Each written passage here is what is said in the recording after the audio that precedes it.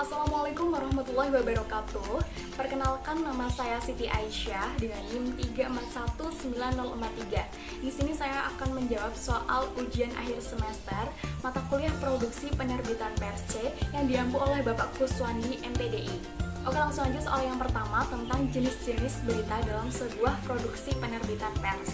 Jadi dalam sebuah berita terdapat banyak jenisnya, antara lain yang pertama straight news atau berita langsung. Straight news adalah berita yang ditulis secara ringkas, lugas, dan apa adanya. Biasanya berisi informasi terkini tentang peristiwa yang hangat, aktual, dan penting. Straight news sendiri terdiri dari dua, yaitu hard news dan soft news. Hard news yang berarti berita keras, hangat, heboh, kadang menegangkan, mengerikan, dan juga mengagetkan. Contohnya seperti berita politik atau berita bencana. Yang kedua soft news yang berarti berita ringan seperti berita selebriti, dunia hiburan, wisata, dan peluncuran produk baru. Jenis berita yang kedua yaitu opinion news atau berita opini, yang artinya berita yang berisi pendapat, pernyataan, atau komentar. Jenis berita yang ketiga yaitu interpretative news atau berita interpretatif. Artinya berita yang dikembangkan dari straight news dengan tambahan komentar dan penilaian dari reporter atau narasumber yang berkompeten.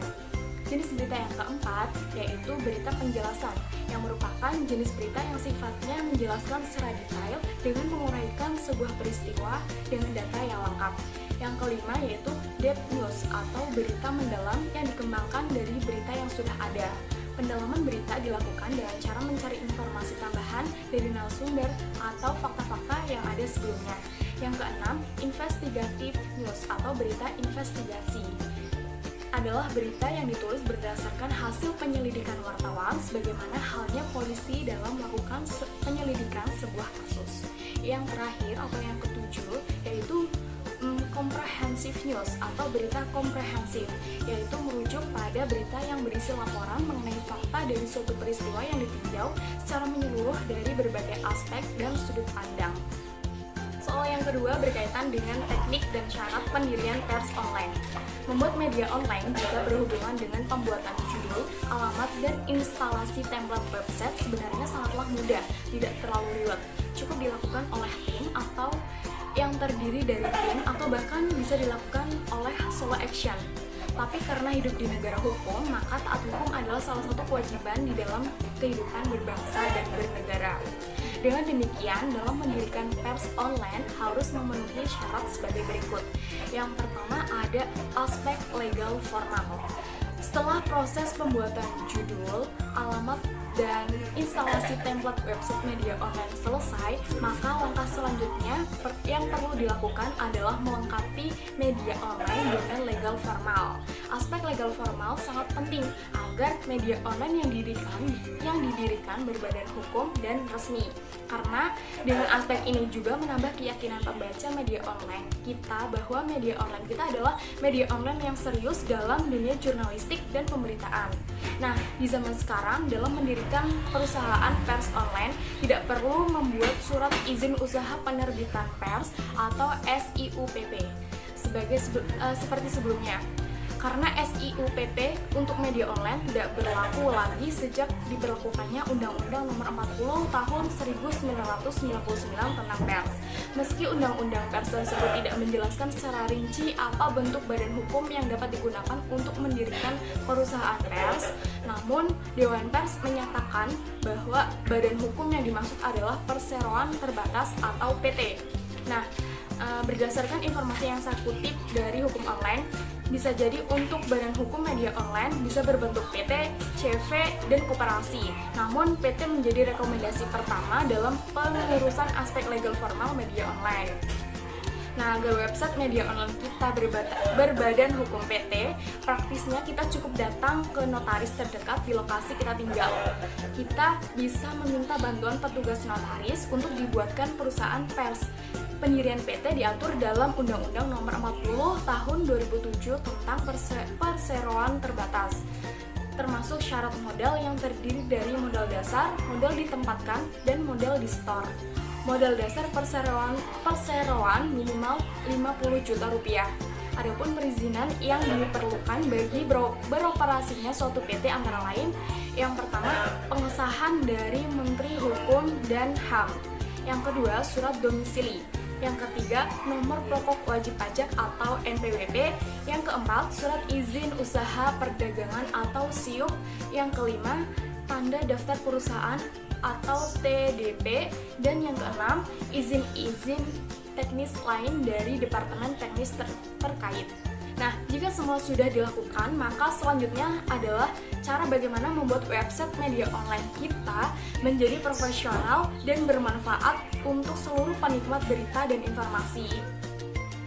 Untuk membuat blog berita online profesional tidaklah sulit. Caranya kita cukup menaati kode etik jurnalistik dan pedoman pemberitaan media siber, serta menguasai keterampilan jurnalistik dengan baik yang meliputi teknik peliputan atau reportase, wawancara, dan penulisan. Nah, tahapan selanjutnya dalam membuat website media online profesional adalah memverifikasi website media online ke Dewan Pers, legal dan terpercaya. Setiap media online yang sudah lolos verifikasi Dewan Pers nantinya akan mendapat barcode atau QR code dengan tanda terdaftar dan identitas sebagai media resmi media pers. Nah, ada 3 syarat utama untuk bisa lolos verifikasi Dewan Pers. Di antaranya, yang pertama, berbadan hukum atau berbadan hukum dalam hal ini perusahaan pers, sehingga jelas alamat dan pengelolanya. Yang kedua, manajemen media dapat menggaji wartawan dengan upah minimal provinsi atau UMP. Yang ketiga, menaati kode etik jurnalistik. Nah, itulah syarat dan teknik dalam mendirikan pers online agar menjadi website resmi yang diverifikasi oleh Dewan Pers. Soal yang ketiga yaitu bagaimana cara merancang rubrikasi atau program atau konten yang baik. Oke, jadi dalam membuat rubrikasi, program, atau konten yang baik, kita perlu menerapkan cara-cara sebagai berikut. Yang pertama, konten yang dibuat harus orisinil. Menggunakan konsep atau postingan yang sama lagi dan lagi berarti tidak orisinil. Bila konten kita diterbitkan, tidak akan ada yang memberi tautan pada konten kita. Dan ini berarti menyalahi tujuan menulis konten sedari awal. Yang kedua, fokus ciptakan headline yang kuat. Headline yang baik membangkitkan minat dan mengundang pembaca. Pertimbangkan statistik sebagai berikut. Jadi 80% orang akan membaca headline kita, tapi hanya 20% dari orang yang membaca headline kita tadi akan membaca seluruh isi konten kita. Ini membuat headline kita sama pentingnya dengan artikel itu sendiri. Yang ketiga, bisa memberikan jawaban. Ketika orang membaca sebuah postingan blog, melihat infografik, atau menonton sebuah video, mereka menginginkan jawaban untuk mendapat pengetahuan. Yang keempat, akurat dalam melaporkan dan mengambil informasi. Akurasi sama dengan membangun kepercayaan pembaca. Kita menulis sebuah artikel atau blog perusahaan, ratusan orang membacanya, tapi ternyata apa yang kita tulis tidak akurat. Bisa kita bayangkan dampak negatifnya pada perusahaan dan reputasi pribadi kita. Jadi ingat, blog kita adalah refleksi dari perusahaan kita. Bila ada masalah dengan blog, akan berdampak pada bagaimana orang melihat produk kita. Yang kelima, ciptakan konten menarik. Konten menarik menawarkan sesuatu yang baru, perspektif baru, pengetahuan, sesuatu yang bermanfaat, menginspirasi, atau menghibur. Konten yang menarik juga memberi pembaca sesuatu yang belum pernah mereka lihat sebelumnya. Yang keenam, tulis konten pendek dan meruncing. Satu pelajaran menulis yang penting bagi kita adalah membatasi kesalahan. Tidak ada yang lebih baik selain postingan blog atau artikel yang singkat dan langsung pada inti persoalan yang berisi informasi. Yang ketujuh, selalu mengupdate konten-konten yang kita buat. Jadi kita perlu mengupdate konten-konten yang kita buat secara teratur dengan konten berkualitas. Banyak situs ya dengan konten terbagus diupdate secara berkala. Situs yang memposting lebih sering memiliki gelombang pengunjung yang lebih kuat. Soal yang keempat yaitu tentang apa yang kita ketahui dari konvergensi media dan berilah contoh model konvergensi sebuah media. Jadi, konvergensi berasal dari bahasa Inggris yaitu convergence yang berarti bersatu atau persatuan, sedangkan media adalah sarana penghubung dalam menyampaikan informasi. dapat disimpulkan bahwa konvergensi media adalah bergabungnya berbagai media seperti radio, televisi, surat kabar, dan internet menjadi satu untuk diarahkan ke suatu media tunggal. Konvergensi media disebabkan karena perkembangan teknologi komunikasi digital, terutama internet. Jadi selama internet masih terus berkembang, tidak menutup kemungkinan bahwa konvergensi media juga berkembang. Karena internet merupakan media tumbuh dan berkembangnya konvergensi media. Contoh model konvergensi media, sebuah media di sini saya mengambil contoh pada media Tribun Jogja. Tribun Jogja menargetkan masyarakat kalangan menengah ke bawah karena berita-berita yang disuguhkan berupa berita-berita ringan. Tribun Jogja membidik pasar membaca wilayah DIY dan Jawa Tengah dengan harga Rp1.000 per eksemplarnya. Untuk masalah penampilan, Tribun Jogja tidak kalah dengan koran-koran lain, yaitu dengan tampilan headline di masing-masing halaman disertai foto warna yang kualitas kertasnya bagus.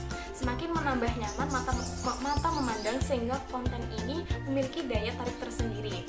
Nah, Tribun Jogja sebagai media massa yang mengikuti tren global dan perkembangan teknologi setidaknya memiliki 4 wujud, yaitu cetak yang berarti di sini koran, versi online, akun Twitter, dan Facebook. Versi online dapat diakses pada alamat tribunnews.com dan ini artinya Tribun Jogja semenjak awal kemunculannya sudah melakukan konvergensi media. Soal yang terakhir atau nomor 5 yaitu tentang apa saja yang harus dipenuhi dalam mendirikan sebuah lembaga pers. Jadi hal-hal yang harus dipenuhi dalam mendirikan sebuah lembaga pers tertuang dalam Undang-Undang Nomor 40 Tahun 1999 dalam bab 4 tentang perusahaan pers. Dalam bab 4 terdapat beberapa pasal, antara lain yang pertama pasal 9. Setiap warga negara Indonesia dan negara berhak mendirikan perusahaan pers. Setiap perusahaan pers harus berbentuk Badan Hukum Indonesia. Dalam pasal 10 yang berbunyi, perusahaan pers memberikan kesejahteraan kepada wartawan dan karyawan pers dalam bentuk kepemilikan saham dan atau pembagian laba bersih serta bentuk kesejahteraan lainnya. Dalam pasal 11 yang berbunyi, penambahan modal asing pada perusahaan pers dilakukan melalui pasar modal. Dalam pasal 12, perusahaan pers wajib mengumumkan nama, alamat, dan penanggung jawab secara terbuka melalui media yang bersangkutan, khususnya untuk penerbitan pers ditambah nama dan alamat percetakan. Nah, pasal 13 berbunyi perusahaan pers dilarang memuat iklan yang berakibat merendahkan martabat suatu agama dan atau mengganggu kerukunan hidup antar umat beragama serta bertentangan dengan rasa kesusilaan masyarakat, minuman keras, narkotika, psikotropika, dan zat adiktif lainnya sesuai dengan ketentuan peraturan perundang-undangan yang berlaku. Peragaan wujud rokok dan atau penggunaan rokok.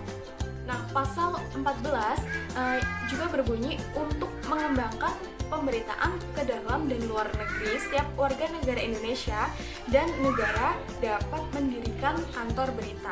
Nah, itulah yang dapat saya sampaikan. Kurang lebihnya mohon maaf. Terima kasih atas perhatiannya. Wassalamualaikum warahmatullahi wabarakatuh.